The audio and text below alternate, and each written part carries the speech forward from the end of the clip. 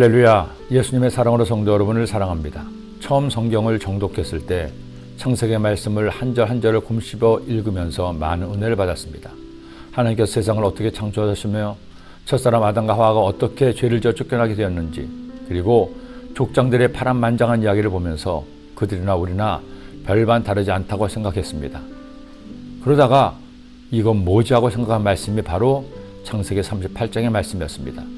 꿈꾸는 자 요셉이 형들의 미움을 받아 애굽의 노예로 끌려가는 흥미진진한 일들이 벌어지는데 뜬금없이 시아버지 유다와 며느리 다말의 이야기가 나오는 겁니다. 아직 어렸던 저로서는 막장도 이런 막장이 없어요. 아니, 신성한 하나님의 말씀인 성경에 왜 이런 내용이 나오는지 어린 마음에 큰 충격을 받았습니다. 그 충격 때문에 며칠 성경 읽기를 쉬었던 기억이 있습니다. 안 읽을 수는 없어 그 부분은 대충 읽는 듯 마는 듯 하고 넘어가 버렸습니다. 그런데 주의 종이 되어 성경 전체를 관통해서 말씀을 공부하고 연구하니 이 뜬금없는 내용이 나오는 이유를, 그리고 굳이 그 내용을 성경에 기록하게 하신 하나님의 마음을 알게 되었습니다. 야곱의 넷째 아들 유다에게는 3명의 아들이 있었습니다. 다말은 큰아들 엘의 아내였습니다. 그런데 엘이 하나님 보시기에 악을 행하여 자녀도 없이 죽고 말았죠. 당시에는 자식이 없이 죽으면 가부가 된 여인을 돌볼 남자가 없기에 남동생이 형수와 결혼해서 대를 잇고 자녀를 낳게 해서 형수를 돌보게 하는 관습이 있었습니다. 그런데 둘째 오난이 다말을 책임져야 했지만 자식을 낳아봐야 형의 자식이 될 것을 알고 땅에 설정하는 바람에 그도 그의 죄 때문에 죽었습니다. 이렇게 되자 유다는 막내 셀라도 죽음을 당할까 두려워서 다말을 친정으로 보냅니다.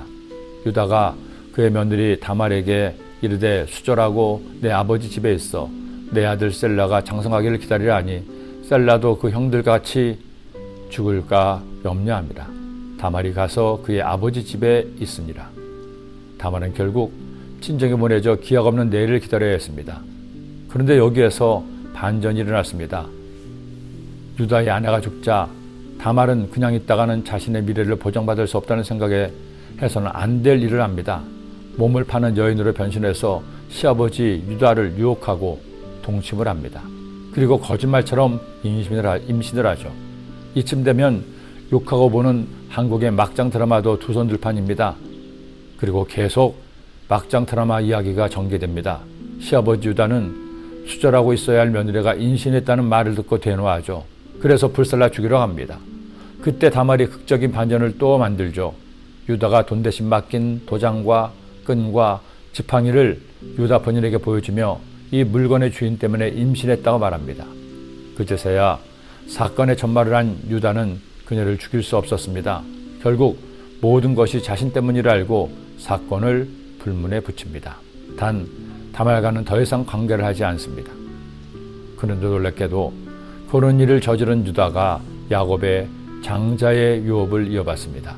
더 놀라운 사실은 그렇게 해서 태어난 베레스가 룻의 남편이 되고 이스라엘의 위대한 왕 다윗의 조상이 됩니다. 이스라엘 역사에서 그리스도인에게 다윗은 대단히 중요한 위치에 있습니다. 마태복음 1장에 나오는 예수님의 족보는 이렇게 시작되죠. 아브라함과 다윗의 자손 예수 그리스도의 세계라. 하나님께서 성경에 이 일을 기록하게 하신 이유는 하나님의 사람을 택하시고 들어주시는 이유가 사람에게 있지 않음을 알게 하심입니다. 만일 사람이 잘나고 의롭고 똑똑해서 택함을 받는다면 아무도 택함 받을 수 있는 사람이 없을 겁니다. 의인은 이 세상에 단 한 명도 없기 때문이죠.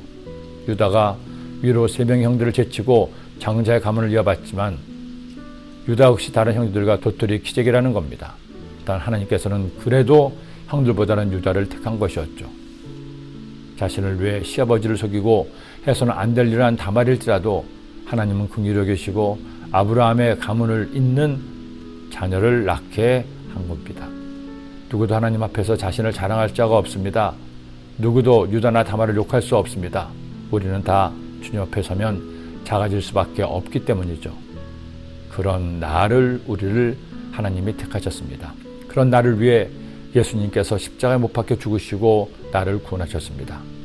유다와 다말의 막장 이야기는 우리가 은혜로 구원받는 것이지 행함으로 구원받는 것이 아님을 알려줍니다. 그러니 오늘도 여러분 감사하며 삽시다. 나 같은 죄인 살리신 주님의 은혜에 감사하는 여러분이 되시기를 기도합니다. 그 감사의 마음으로 내일 복된 주일날 주께 나와 주님께 감사 예배를 드리는 모든 성도가 되기를 예수님의 이름으로 축원합니다. 기도드립니다. 사랑의 주님 감사합니다.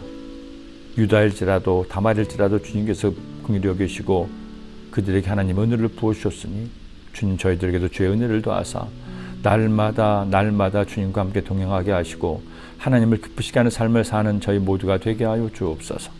예수님의 이름으로 기도드립니다.